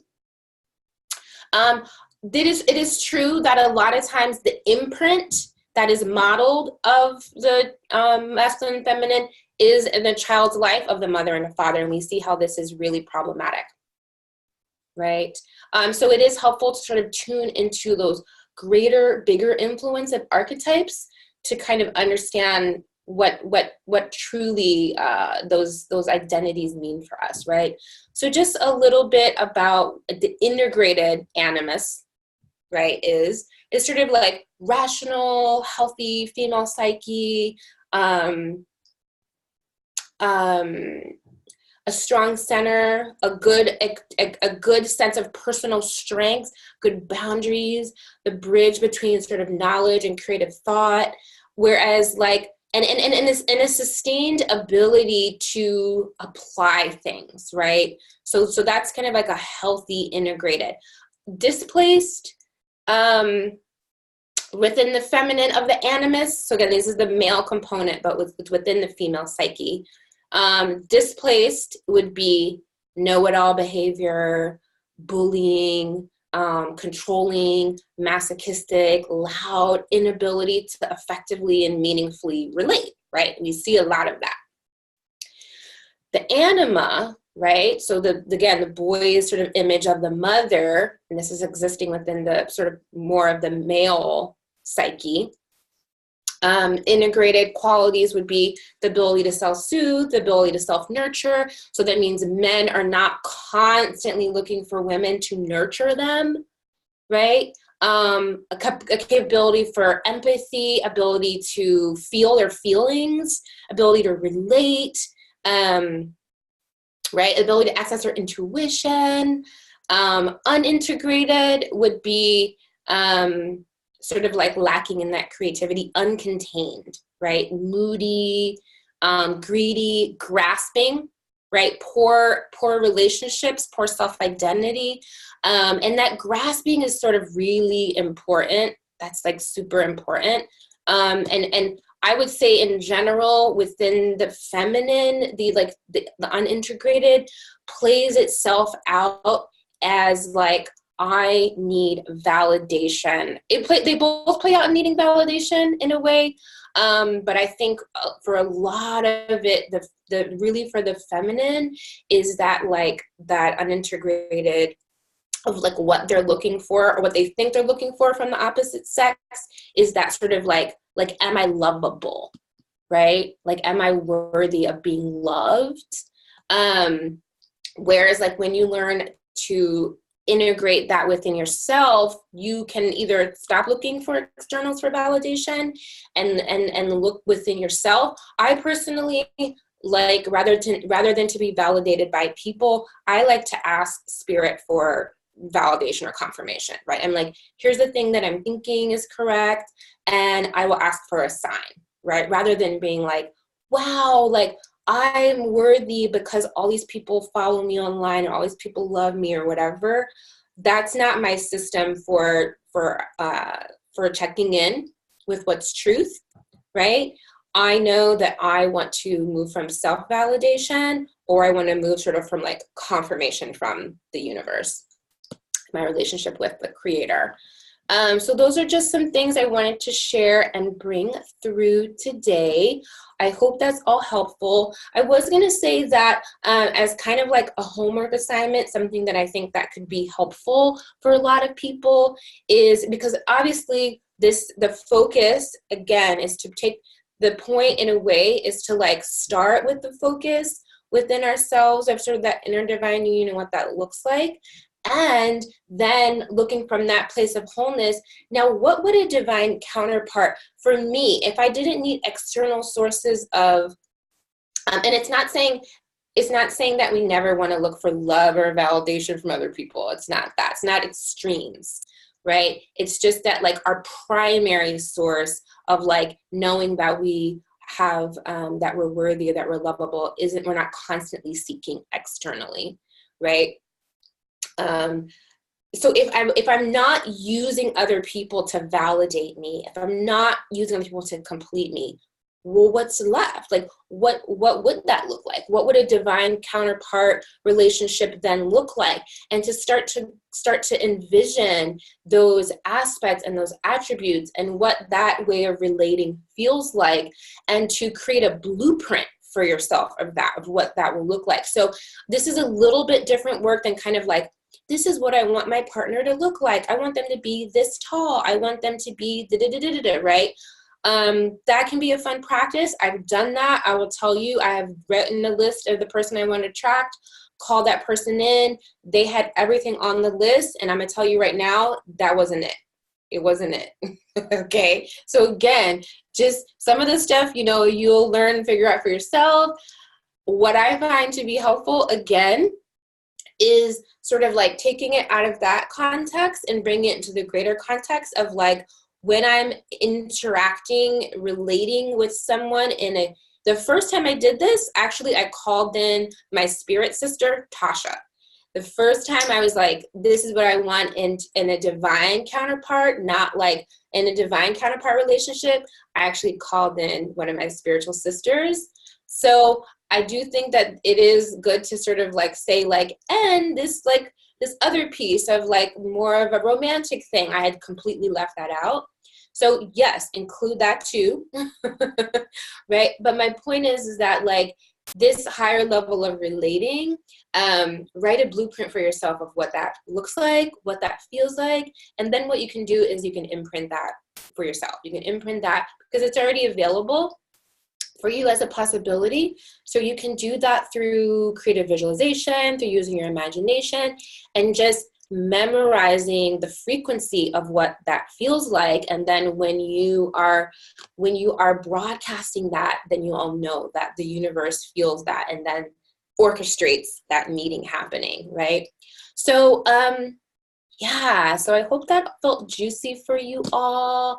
I'm going to look right now into the questions to see if there's maybe like one or two that I feel drawn to. I see a lot of the questions here were for Ken. Okay, so Sarah asked, I truly believe the divine union involves union with our bodies. I'm not sure if you heard me share that or if this was prior to hearing me share that. Can you speak to practicing that through the experience of physical disability and chronic pain?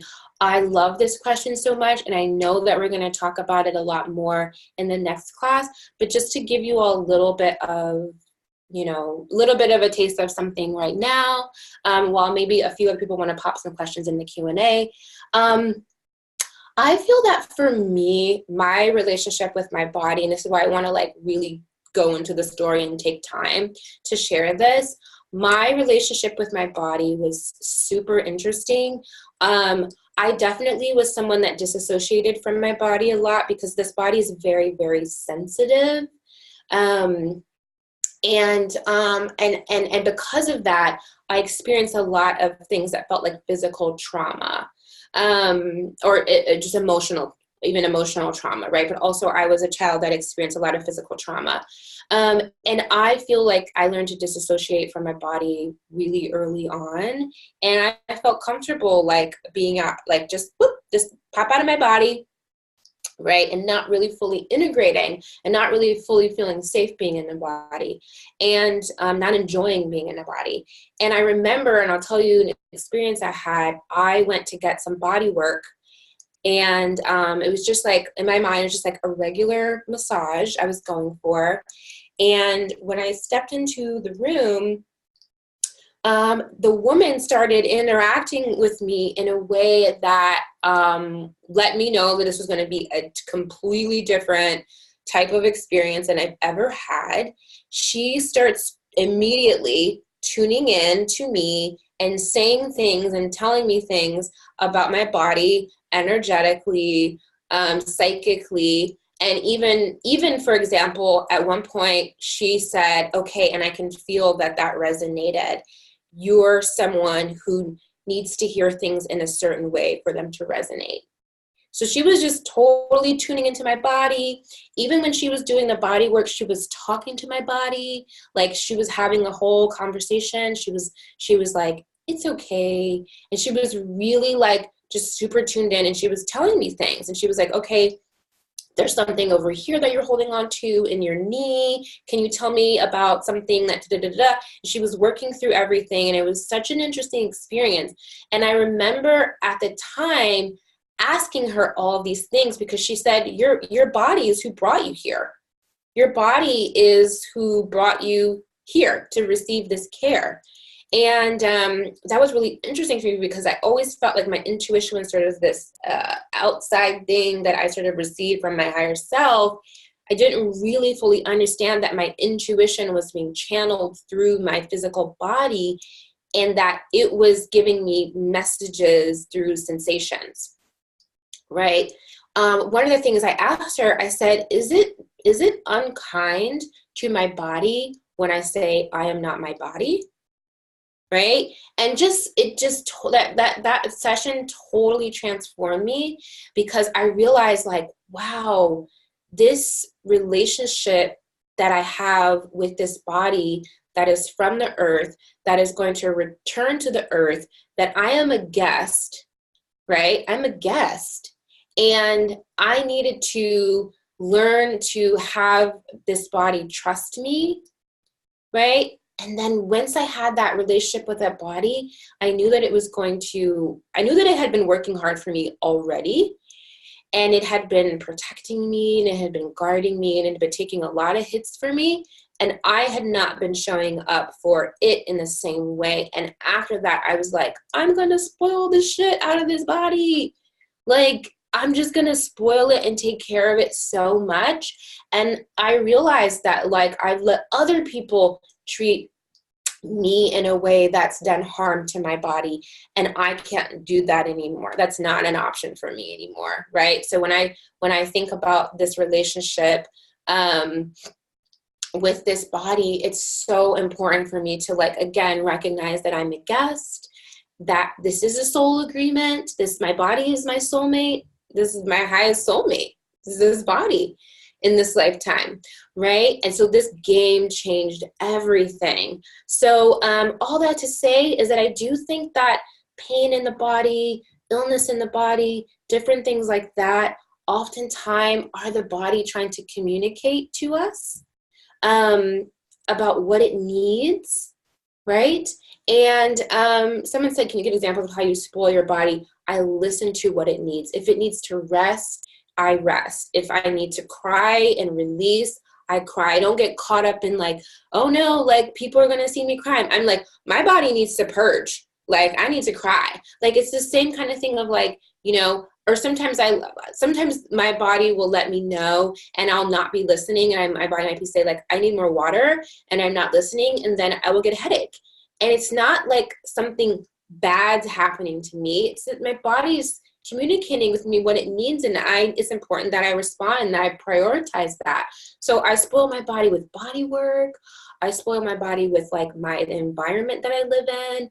I'm constantly asking my body, what do I need, and tuning in. I'm also right now doing some strength training because this body knows that it can feel stronger, and I want it to feel stronger, more capable. Feeding it good foods, what I expose it to, how I adorn it, talking to it and loving it. And just that you would with a lover. Like, how would you spoil your lover? And that's the thing. And like, also attuning to what does pleasure feel like in my body, because this body is very, very sensitive. And so I know that because of being a highly sensitive, I know that a highly sensitive body is, first and foremost, has a really finely tuned nervous system. So just doing a lot of nervous system care and work, obviously resting and things like that, who I'm around, obviously who I'm with intimately, I had to like level that up too. And then also just energy work. Obviously, this body loves being in water. It loves being in nature, laying on the earth. Sometimes I'm like, okay, I'm just going to lay this body on the earth and, and all of that.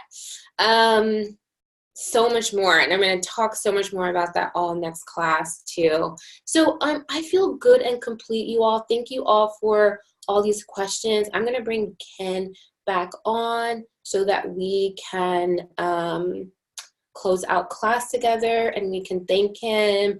I knew this class was going to fly by, but shoo, wow. It's like I don't want it to end.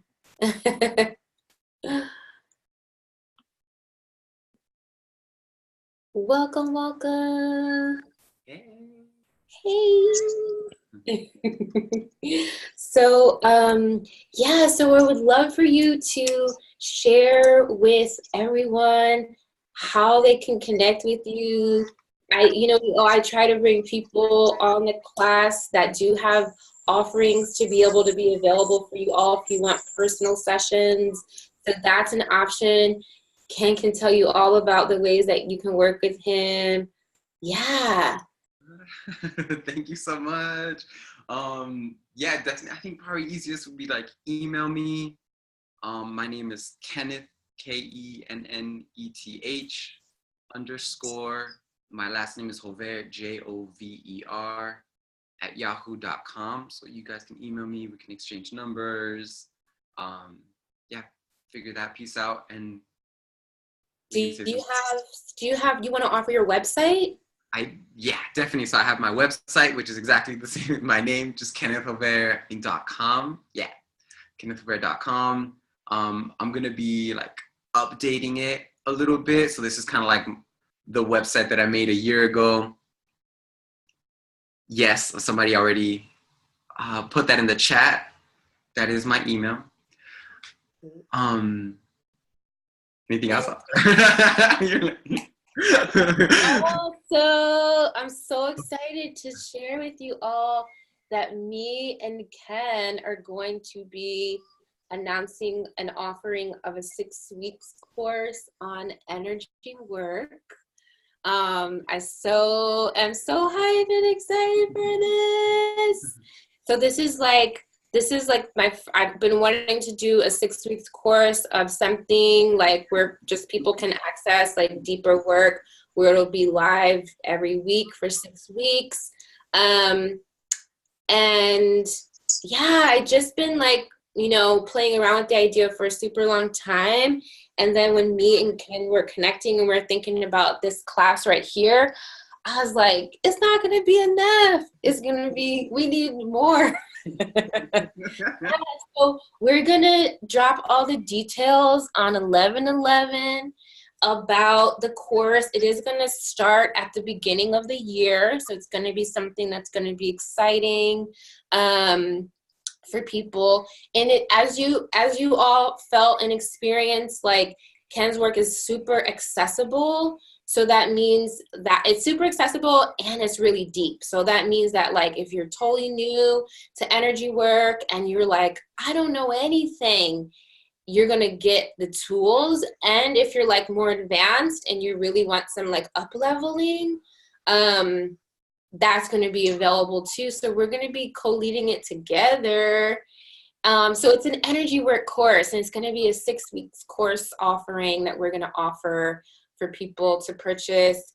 And we're going to drop all the details on 11/11. So I just get so many questions around like, but how do you do it? And how do you do it? And how do you do the energy work? But how do you? So it's going to be dedicated to energy work.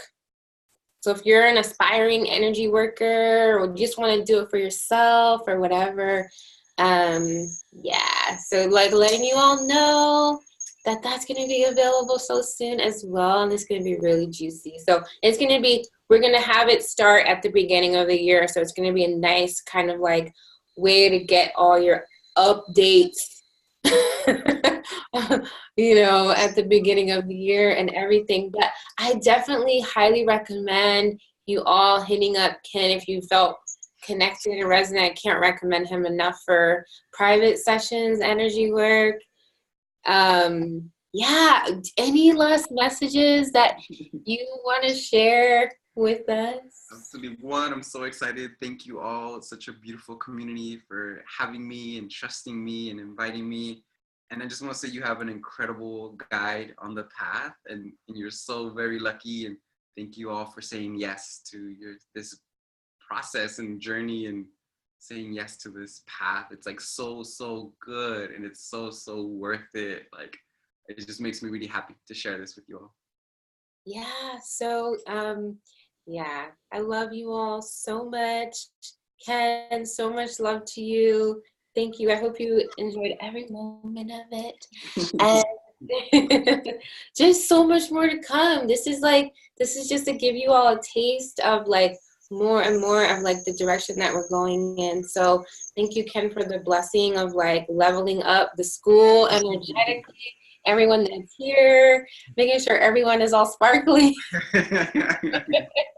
Yeah, so much blessings, community. I will see you all in the chat or in the forum, in the portal. I will get this video up today for community members, and then as always, this will be available in the next 48 hours for everyone else to have.